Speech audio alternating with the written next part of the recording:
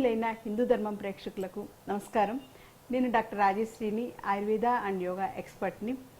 ఇవాళ మనం హిందూ ధర్మం వంటింటి వైద్యం కార్యక్రమంలో తెలుసుకుపోయేటువంటి అంశం ధనియాల గురించి.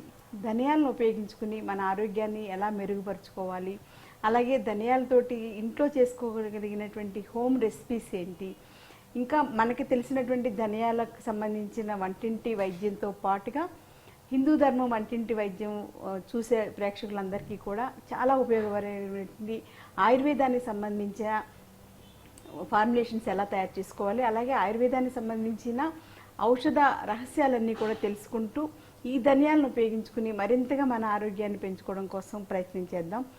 సో ఈ ధనియాల గురించిన వివరాలన్నీ కూడా ఈ వీడియోలో చూద్దాం. సో ధనియాలంటే మనందరికీ తెలిసిందే, ఎందుకంటే కొంచెం గ్యాస్ నొప్పిగా అనిపించినా లేకపోతే భోంచేసాక కూడా చాలామంది 4 అడుగులు నడవడం శతపథం అంటాం ఆయుర్వేదంలో. అంటే భోంచేసాక 100 అడుగులు నడిస్తే ఆరోగ్యానికి చాలా మంచిది. ముఖ్యంగా అధిక బరువు పెరగకుండా ఉంటారు, డయాబెటీస్ లాంటి ప్రాబ్లమ్స్ రాకుండా ఉంటాయి.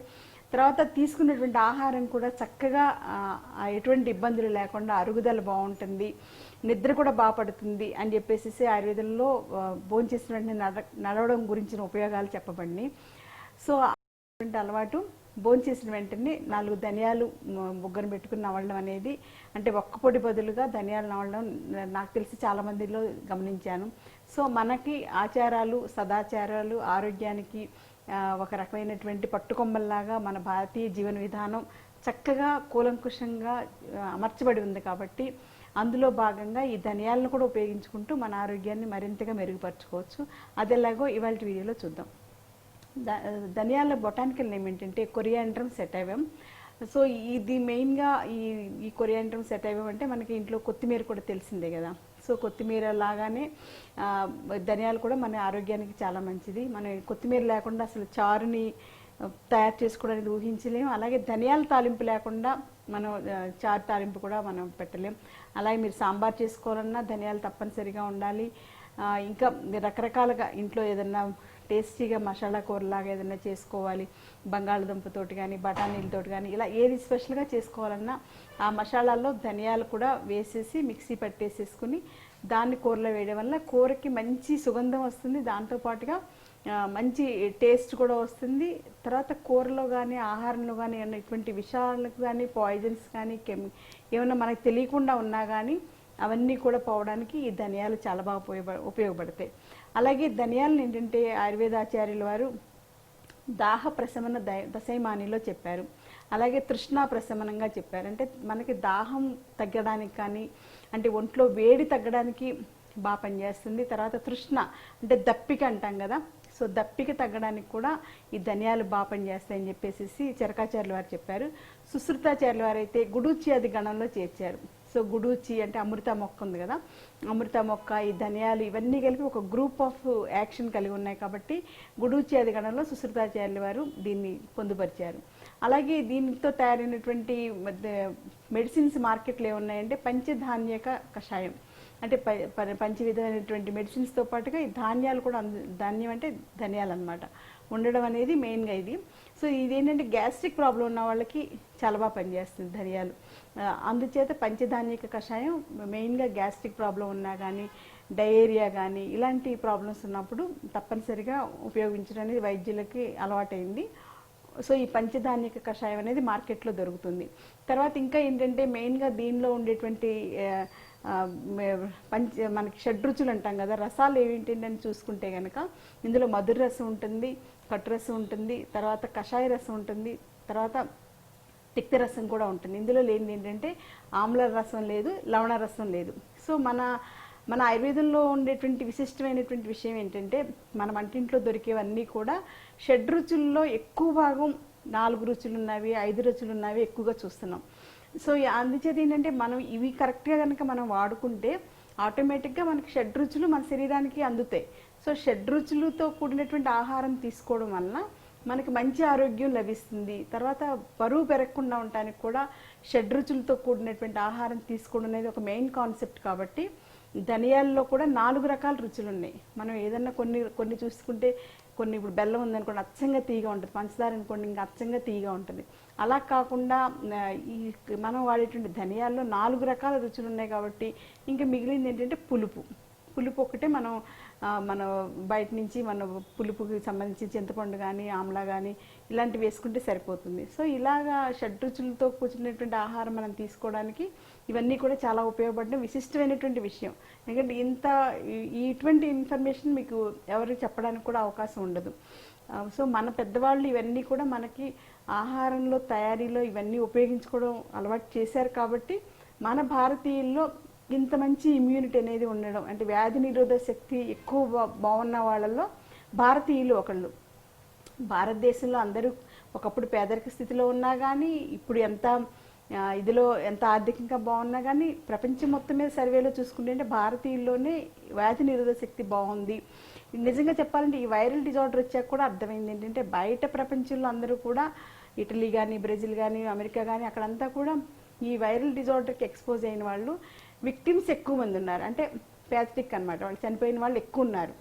భారతీయుల్లో వచ్చిన రేటు తక్కువే, వచ్చినా కూడా మళ్ళీ చక్కగా మళ్ళీ మామూలుగా అయిపోయి మళ్ళీ వాళ్ళ వృత్తి ధర్మాలన్నీ చేసుకునేలాగా మళ్ళీ ఫిట్నెస్ వచ్చిన వాళ్ళ శాతం మనం పరిగణనలోకి తీసుకుంటే భారతీయుల్లోనే అది ఉంది. సో మనలో ఉన్నటువంటి వ్యాధి నిరోధక శక్తి మనల్ని ఇలాంటి వైరల్ డిజార్డర్స్ రాకుండానే ఉపయోగపడుతుంది, వచ్చినా కానీ త్వరగా కోలుకునేలాగా చేస్తుంది, ఎటువంటి కాంప్లికేషన్స్ లేకుండా ఉపద్రవాలు లేకుండా చేస్తుందంటే అదంతా మన ఆహారంలో ఉన్నటువంటి విలువలు, ఆహారంలో ఉన్నటువంటి పోషక విలువలు, ఆహారంలో ఉన్నటువంటి మనకి తెలియని ఎన్నో గుణాలు ఉండడం వల్ల అవన్నీ కలిపి మనకి ఈ మాత్రం మంచి ఆరోగ్యాన్ని ప్రసాదిస్తున్నాయి. కాబట్టి ఈ నేపథ్యంలో మరింత వివరంగా వాటి గురించి తెలుసుకుని మన ఆరోగ్యాన్ని పెంచుకోవడం అనేది మన ప్రాథమిక కర్తవ్యంగా ప్రతి వాళ్ళు, ముఖ్యంగా ఇంటి ఇల్లాలు అర్థం చేసుకుంటే ఇల్లు మొత్తం చక్కగా సౌభాగ్యంతో నిండిపోతుంది. అందరూ కూడా ఎటువంటి ఉపద్రవమైనటువంటి వ్యాధులు రాకుండా మంచి ఆరోగ్యంగా ఉండడానికి అవకాశం ఉంది.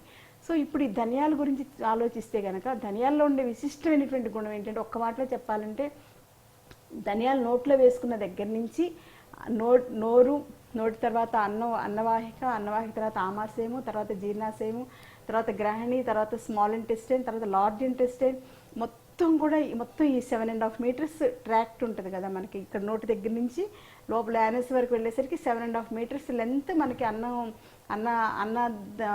అన్నవాహిక అన్న వ్యవస్థ అంతా ఉంటుందన్నమాట. సో అంతా కూడా మంచి పాజిటివ్ ఫ్లోరా డెవలప్ అవడానికి ధనియాలు చాలా అద్భుతంగా పనిచేస్తాయంటే చాలా ఆసక్తికరంగా, చాలా ఆశ్చర్యంగా అనిపిస్తుంది. ఎందుకంటే మనకి నోట్లో కూడా పాజిటివ్ బ్యాక్టీరియా పెరగడం వలన మనలో ఇమ్యూనిటీ పెరుగుతుంది. సో ఆ పెరిగినటువంటి బ్యాక్టీరియా మనకు అన్నవాహిక, ఆమాశయము, జీర్ణాశయము, తర్వాత మిగిలినవన్నీ కూడా ట్రాక్ట్ 6 మీటర్ల చిన్న జీర్ణాశయం, తర్వాత చిన్న ప్రేవు, తర్వాత పెద్ద ప్రేవు 1.5 మీటర్ ఉంటుంది. తర్వాత లాస్ట్లో ఏంటంటే సీకం, తర్వాత ఈ లార్జ్ ఇంటెస్టైన్, తర్వాత యానస్, రెక్టమ్, యానస్. సో అంతా కూడా ఈ పాజిటివ్ బ్యాక్టీరియా పెంచాలంటే ధనియాలు చాలా అద్భుతంగా పనిచేస్తాయి. సో మనలో పాజిటివ్ బ్యాక్టీరియా పెరగాలన్నా, పాజిటివ్ బ్యాసిల్లే పెరిగితే ధనియాలు చాలా అద్భుతంగా పనిచేస్తాయి. కాబట్టి ఈ ధనియాలను ఉపయోగించుకుని మనలో ఇమ్యూనిటీ పెంచుకోవచ్చు. ఎందుకంటే నోటి ద్వారానే మనకి 50% వ్యాధులు రావడానికి ఎక్కువ అవకాశం ఉంది, ఓన్లీ నోట్లోనే. అందుకని అది ఫిల్టర్ అవ్వాలంటే రోజు మీరు ధనియాలు కంపల్సరీగా ఆహారంలోనే వాడుకోవాలి. భోజనం అయిపోయాక ధనియాలు నవ్వడం వల్ల మీలో ఇమ్యూనిటీ అనేది ఇక్కడి నుంచి పెరుగుతుంది. తర్వాత ఏంటంటే మీకు శరీరంలోకి రకరకాల కెమికల్స్ వెళ్ళడం వల్లనే మనకి ఇన్ని జబ్బులు వస్తున్నాయి. కాబట్టి అవన్నీ కూడా ఇక్కడ నోటి దగ్గరే ఫిల్టర్ అయిపోతాయి అన్నమాట.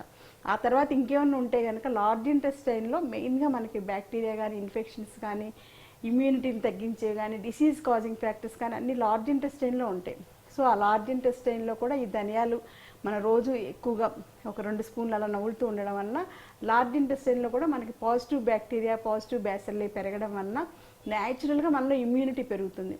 ఎవరికైనా సరే లార్జ్ ఇంటెస్టైన్లో కనుక పాజిటివ్ బ్యాక్టీరియా ఉంటే డెఫినెట్గా వాళ్ళకి ఇమ్యూనిటీ చాలా బాగుంటుంది. అక్కడ నెగిటివ్ బ్యాక్టీరియా ఉంటే నానా రకాల వ్యాధులు, అంటే మొత్తం కూడా రుమటాయిడ్ ఆర్థరైటిస్ దగ్గర నుంచి, సోరియాసిస్ దగ్గర నుంచి ఎటువంటి ప్రాబ్లమ్స్ అయినా, తర్వాత ఇప్పుడు వచ్చేటువంటి ఐబిఎస్, ఇరిటబుల్ బౌల్ సిండ్రోమ్ కానీ, గ్యాస్ట్రైటిస్ కానీ ఇవన్నీ రావడానికి ముఖ్యమైనటువంటి కారణం మనకి లార్జ్ ఇంటెస్టైన్ అనేది ఒక యూ షేప్లో మనకి పెద్ద ప్రే ఉంటుందన్నమాట కడుపులో. దానిలో ఉండేటువంటి నెగిటివ్ బ్యాక్టీరియా. సో ఈ నెగిటివ్ బ్యాక్టీరియాని పోగొట్టుకుని పాజిటివ్ బ్యాక్టీరియా పెంచుకోవాలంటే ధనియాల నవళ్ళు ఒక మార్గం. ఇంకో మార్గం ఏంటంటే పంచకర్మ చికిత్సల్లో మేము వాడేటువంటి వస్తీకర్మలో వాడేటువంటి విశిష్టమైనటువంటి ద్రవ్యాలు కొన్ని ఉన్నాయి. సోపు ఇవన్నీ కూడా, అవన్నీ కూడా దానిమ్మ సోపు ఇంకా చాలా రకాల మందులు అన్నీ వేసి వస్తీకరణ చేస్తాం. దానివల్ల మీలో ఆ నెగిటివ్ బ్యాక్టీరియా తగ్గి పాజిటివ్ బ్యాక్టీరియా పెరగడం వల్ల మీలో ఇమ్యూనిటీ అనేది బాగా పెరుగుతుంది. సో ఇవన్నీ fundamentals of medicine, ayurvedic medicine. ఇవి మీకు ఎవరు చెప్పరు, మీరు తెలుసుకునే అవకాశం ఉండదు. ఒక్క హిందూ ధర్మం ప్రేక్షకులకు మాత్రమే ఇవన్నీ చెప్తూనే వీటిల్లోనే మీకు ఆరోగ్యానికి సంబంధించిన మెళుకువలు కానీ, సూచనలు కానీ, రహస్యాలు కానీ, ఆరోగ్య సందేశంగా అందించడం కానీ, అవసరమైతే కొంచెం గట్టిగానే చివాట్లు పెట్టైనా సరే మిమ్మల్ని ఒక మంచి దారిలో తీసుకురావడానికి కోసమే మా ప్రయత్నం. దాన్ని అర్థం చేసుకుని అందరూ కూడా చక్కగా ఇవన్నీ పాటిస్తే మంచి ఆరోగ్యం మీ చెంతే ఉంటుంది. సో ఇందులో ఉండేటువంటి పాజిటివ్ బ్యాక్టీరియా విశిష్టత ఏంటంటే మనకి అన్నవాహిక అంతా కూడా వ్యాపించడంతో పాటు గర్భసంచికి కూడా శుద్ధి చేస్తుంది ధనియాలు. సో ధనియాలు కరెక్ట్గా కనుక మనం ప్రతిరోజు వాడితే అమ్మాయిలకు వచ్చేటువంటి ప్రీమెన్స్ట్రువల్ పెయిన్ అంటాం కదా, సో మెన్స్ట్రువల్ పెయిన్ రావడం కానీ, లేకపోతే బ్లీడింగ్ డిజార్డర్స్, ఎక్కువ బ్లీడింగ్ అవుతూ ఉంటుంది. సో అలాంటి ప్రాబ్లమ్స్ కానీ, ఇంకా గైనిక్ ప్రాబ్లమ్స్ ఏమన్నా కానీ, ఆ వెజైనా చుట్టూ ఉండేటువంటి ఫ్లోరా అంతా కూడా ఇన్ఫెక్షన్ ఉండడం వలన దురదలు ఇవన్నీ ప్రాబ్లమ్స్ వస్తాయి కదా. సో అలాంటి వాళ్ళకి ఈ ధనియాలు అనేవి రోజు నవలడం వలన డెఫినెట్గా చాలా చక్కగా పనిచేస్తాయి. సో గర్భాశయ శుద్ధికి కూడా ధనియాలు చాలా బాగా పనిచేస్తాయి. ముఖ్యంగా ఏంటంటే నా అబ్జర్వేషన్లో చాలామంది బ్లీడింగ్ ప్రాబ్లం, మెనరేజియా ప్రాబ్లంతో వస్తుంటారు. సో అలాంటి వాళ్ళకి ధనియాలని ఎక్కువగా నవ్వులుతూ ఉండడం, లేకపోతే ధనియాలతోటి ఇప్పుడు చెప్పబోయేటువంటి హెర్బల్ టీ అంటాం కదా, ధనియాల టీ చేసుకుని తాగినా కూడా వాళ్ళందరికీ చాలా తొందరగా రిలీఫ్ రావడం నా ప్రాక్టీస్లో నేను గమనించాను. ఇంకోటి ఏంటంటే ఈ ధనియాలతో ఇప్పుడు చెప్పబోయేటువంటి టీ ఒక మంచి రెసిపీ మీకు చెప్పబోతున్నాం. అది వాడుకోవడం వల్ల ఏంటంటే జ్వరానికి కూడా అది చాలా బాగా పనిచేస్తుంది. జ్వరంలో ఏంటంటే లోపల తాపం, దాహం ఇవన్నీ ఉంటాయి.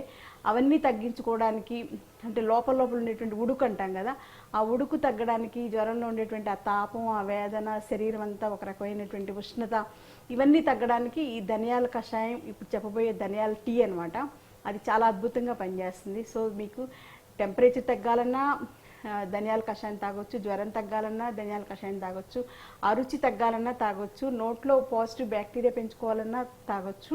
తర్వాత ఇప్పుడు గ్రీష్మ ఋతువులో ఏంటంటే వేడి అనేది ఎక్కువగా ఉంటుంది. ఆ వేసవి తాపం తగ్గడానికి కూడా మనకి ఈ ధనియాలతో చేసినటువంటి హెర్బల్ టీ చాలా బాగా పనిచేస్తుంది. సో దీన్ని ఉపయోగించుకుని మీరందరూ కూడా మీ దాహ ప్రశమనంగా పనిచేస్తుందని చెప్పేసి ఆయుర్వేద శాస్త్రంలో చెప్పబడింది. అలాగే తృష్ణ ప్రశమనంగా కూడా చెప్పబడింది. కాబట్టి ధనియాలను ఉపయోగించుకుని చేసుకోవచ్చు. అలాగే డయాబెటీస్ ఉన్న వాళ్ళకు కూడా ధనియాలని ఎక్కువగా తీసుకోవడం వలన పిత్తశామకంగా పనిచేస్తుంది. అంటే లోపల పిత్తం వేడి తగ్గడం వలన వాళ్ళకి అంతర్దాహం తగ్గడం వలన డయాబెటీస్ కూడా బాగా పనిచేస్తుంది. కాబట్టి దాంతోపాటుగా గ్రహణీ వ్యాధి, అంటే ఇరిటబుల్ బౌల్ సిండ్రోమ్ అంటాం, ఇలాంటి ప్రాబ్లమ్స్ అన్నిటికి కూడా ధనియాలు చాలా అద్భుతంగా పనిచేస్తాయి. కాబట్టి ధనియాలను ఉపయోగించుకుని ఆ టీ ఎలా తయారు చేయాలో చూద్దాం. చాలా శ్రద్ధ కాబట్టి ముఖ్యంగా ఆడవాళ్ళు. సో ధనియాలతోటి బ్యూటీని ఎలా పెంచుకోవచ్చు అనేది కూడా ఒకసారి చూద్దాం. సో ధనియాలని మెత్తగా ఇలా పౌడర్లా చేసేసుకుని ఈ పౌడర్లో కొంచెం పెరుగు కలిపి ఫేస్కి ప్యాక్ లాగా అప్లై చేసుకుంటే మొటిమలకి చాలా బాగా పనిచేస్తుంది. ధనియాలను కూడా మనం బ్యూటీగా ఉపయోగించుకోవచ్చు అంటే మనకు ఆశ్చర్యంగా అనిపిస్తుంది, కానీ ఇది వాస్తవం. సో ధనియాలను ఫైన్ పౌడర్ తీసుకుని దానిలో కొంచెం పుల్లటి పెరుగు కలిపేసేసి ఫేస్ ప్యాక్లా పెట్టుకుంటే ఇక్కడ ఉండేటువంటి మంగుమచ్చలు తగ్గడంతో పాటుగా ముఖ్యంగా పింపుల్స్ బాగా తగ్గిస్తుంది. ఎందుకంటే ఇది రక్తంలో ఉండేటువంటి ఉష్ణతని తగ్గిస్తుంది. దాహ ప్రసన్నంగా చెప్పాం కదా, పిత్తం తగ్గించడం వల్ల మీకు ఆటోమేటిక్గా పింపుల్స్కి బాగా పనిచేస్తుంది. అదొక రెసిపీ. ఇంకోటి ఏంటంటే కొత్తిమీర ఉంటుంది కదా, కొత్తిమీర ఆకులు చక్కగా కడిగేసేసి ఉప్పుతోటి వీలైతే 2-3 సార్లు కడిగేసేసి దాన్ని చక్కగా పేస్ట్ లాగా మిక్సీలో వేసుకుని దానిలో కొంచెం శనగపిండి, కొంచెం తేనె కలిపేసేసి ఫేస్ ప్యాక్ లాగా వేసుకుంటే చర్మం చాలా కాంతివంతంగా ఉండడం, దాంతోపాటుగా న్యాచురల్గా చర్మంలో ఉండేటువంటి మెలనిన్ ప్రొడక్షన్ అంతా కూడా బాగుండటం వలన చర్మం ఆరోగ్యంగా ఉంటుంది, పింపుల్స్ తగ్గితే చర్మం మంచి కాంతివంతంగా తయారవుతుంది. సో ఈ రకంగా మనం కావాలంటే మొత్తం చేతులకి అంతా కూడా మెడ, నలుగు, సన్ ఎక్స్పోజ్ అయ్యే ప్లేస్ అంతా కూడా అప్లై చేసుకోవడం అనేది అందానికి పెంచుకోవడానికి చాలా బాగా పనికొస్తుంది. ఇప్పుడైతే మనకి జ్వరం వచ్చినప్పుడు కానీ, లేకపోతే ఒంట్లో వేడి తగ్గడానికి కానీ, లేడీస్కి బ్లీడింగ్ ప్రాబ్లం ఉన్నప్పుడు కానీ, గ్యాస్ట్రిక్ ప్రాబ్లం ఉన్నప్పుడు కానీ ఉపయోగించుకునేటువంటి ఆయుర్వేద ధనియాల టీ ఎలా తయారు చేయాలనేది ఇప్పుడు చూద్దాం. దానికి కావాల్సిన ఐటమ్స్ ఒకసారి చూద్దాం. సో సో ముఖ్యంగా మనకు కావాల్సింది ఒక ధనియాలు ఒక గుప్పెడు, తర్వాత బెల్లం. అంటే టీలో మనం పంచదార వాడాం కదా, బెల్లమే వాడుకుంటే న్యాచురల్గా ఆర్గానిక్ బెల్లం వాడుకుంటాం. దానివల్ల వచ్చేటువంటి ఆ స్వీట్నెస్ మన ఆరోగ్యానికి మంచిది. పంచదార అనేది 5 వైట్ పాయిజన్స్లో పంచదార ఒకటి కాబట్టి పంచదారను పూర్తిగా బయట పెట్టేసేయడం మంచిది. ఇప్పుడు ఈ ధనియాలను వేయించి చేసుకున్నాక ఇలా మనకి మిక్సీలో వేసుకుంటే ఇలా పౌడర్ వస్తుంది. సో దీన్ని మెయిన్గా మనం ఉపయోగించుకుని ఇవాళ మనం ధనియాల టీ తయారు చేసుకుందాం. ఇంకా దానికి కావాల్సింది ఏంటంటే ఇట్లా వేడి చేసుకోవడానికి గిన్నె, ఒక వాటర్ కూడా ఒక 400 ml వాటర్, అంటే 2 గ్లాసెస్ వేస్తున్నాం.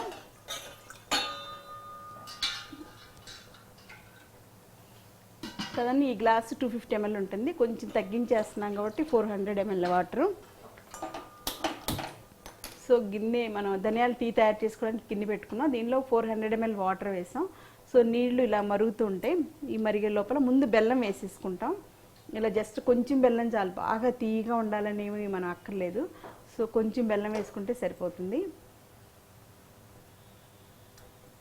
ముందు బెల్లం వేసుకోవడం వల్ల ఏంటంటే బెల్లం చక్క సన్నగా తీగపాకం వస్తూ ఉంటుంది. ఈ తీగపాకం రావడం వల్ల ఏంటంటే మనం తాగబోయేటువంటి ఆ హెల్త్ డ్రింక్కి ఇంకా ఎక్స్ట్రా టేస్ట్ వస్తుంది. అందుచేత ముందు బెల్లం వేసేసాం, అది నెమ్మదిగా మరగడం స్టార్ట్ అవుతుంది.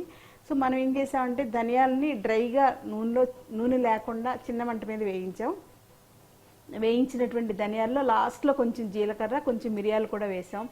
సో దీనివల్ల ఏంటంటే ఇంకా దాని ఎసెన్స్ ఇది పెరుగుతుంది అనమాట, దాని పవర్ పెరుగుతుంది. ధనియాలతో పాటుగా కొంచెం జీలకర్ర, కొంచెం మిరియాలు వేయడం వల్ల పవర్ పెరుగుతుంది. అలాగే మిరియాల వల్ల ఏంటంటే ఒక స్ట్రాంగ్ స్మెల్ కూడా వస్తుంది, అందుకని మిరియాలు కూడా వేసుకున్నాం. సో దీన్ని మిక్సీ పట్టుకుంటే ఇలా మనకి ఫైన్ పౌడర్ లాగా తయారైంది. సో ఈ పౌడర్ ఇలాగా, ఈ పౌడర్ని ఉపయోగించి మనం ఇప్పుడు హెల్త్ డ్రింక్ తయారు చేస్తున్నాం. సో మన మెయిన్ రెసిపీ ఈ పౌడర్ అనమాట. బెల్లం వద్దు, డయాబెటీస్ ఉన్న వాళ్ళు బెల్లం మానేసేయడం మంచిది. కొంతమంది స్వీట్నెస్ లేకపోతే తాగలేరు, అలాంటి వాళ్ళ కోసం కొంచెం బెల్లం వేసుకోండి, ఎక్కువ బెల్లం మాత్రం వద్దు. పిల్లలకైతే కొంచెం బెల్లం సరిపడా ఉండాలి, లేకపోతే పిల్లలు తాగరు కదా. సో అందుచేత కొంచెం పిల్లలకు మాత్రం సరిపడా బెల్లం వేసుకుంటే సరిపోతుంది. ఇప్పుడు ఈ బెల్లం కూడా ఇది ఆర్గానిక్ బెల్లం, మీరు గమనించి ఉంటారు. మామూలు బెల్లం అయితే కొంచెం పసుపచ్చగా ఉంటుంది, ఆర్గానిక్ బెల్లం ఏంటంటే కొంచెం ఇలా రెడ్ కలర్లో ఉంటుంది. సో దీన్ని ఉపయోగించి మన వంట అంతా కూడా ఆర్గానిక్ బెల్లం ఉపయోగించి చేస్తాం. మనం చారులో వేసుకున్న ఈ బెల్లమే వాడతాం, పులుసులో వేసుకున్న ఈ బెల్లం వాడతాం, స్వీట్స్ చేసుకున్న రాగి తోటి స్వీట్స్ ఇలా ఎవరు చేస్తుంటాం కదా, అన్నీ కూడా పరమాన్నం చేసినా కూడా ఈ ఆర్గానిక్ బెల్లమే మెయిన్ రెసిపీ అనమాట. దాంతోపాటు హెల్త్ టీస్ కూడా మనం ఆర్గానిక్ బెల్లమే వాడుతున్నాం.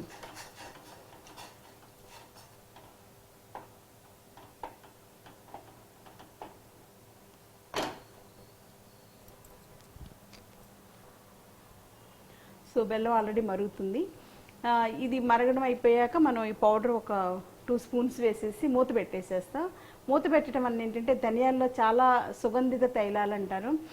సో ఆ స్మెల్, ఆ ఫ్రాగ్రెన్స్ పోకుండా, ఆ మెడిసినల్ వాల్యూస్ పోకుండా వెంటనే మనం మూత పెట్టేస్తాం. మూత పెట్టడం వల్ల అంతా కూడా వేపర్ అంతా కూడా మళ్ళీ లోపలికి దిగుతుంది. అప్పుడు మెడిసిన్స్ స్ట్రెంగ్త్ పెరుగుతుంది అనమాట. సో ఆయుర్వేదంలో ఏంటంటే మెడిసిన్స్ స్ట్రెంగ్త్ పెంచడం కోసం చాలా రకాల పద్ధతులు చెప్పబడ్డాయి.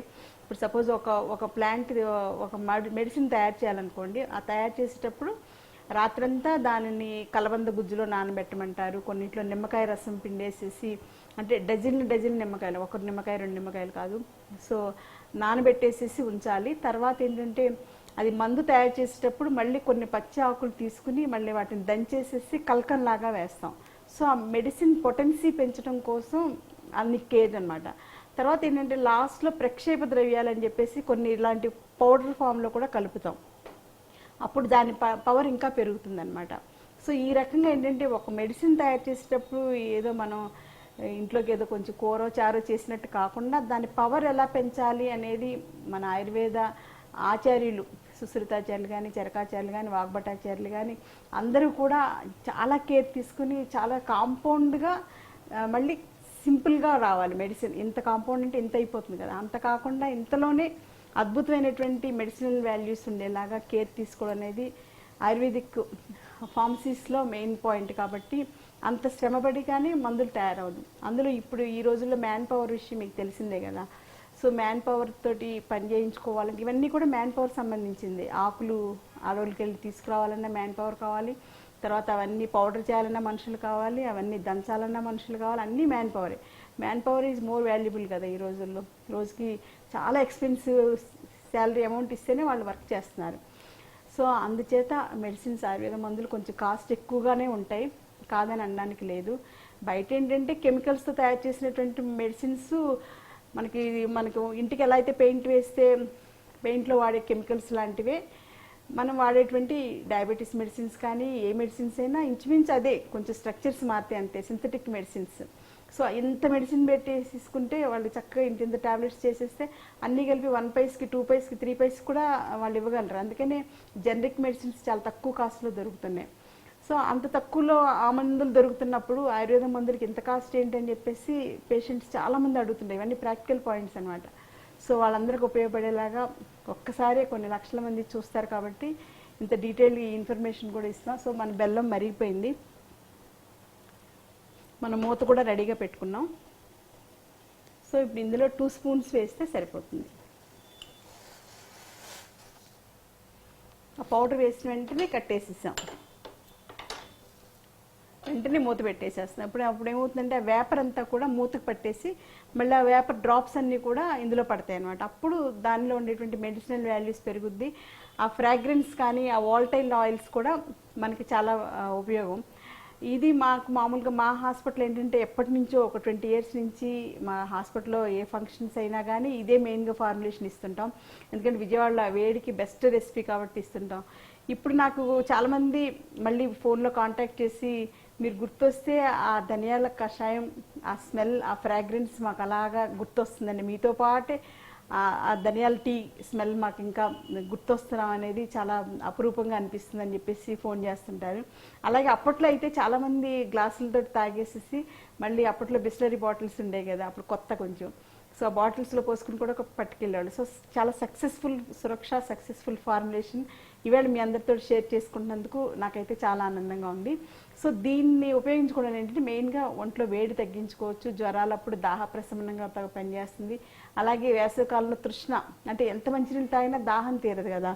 సో అలాంటప్పుడు ఇలా మనం దీన్ని ఇలా చేసుకుని తాగడం వల్ల మనకి దాహం కూడా తగ్గడానికి చాలా బాగా పనిచేస్తుంది.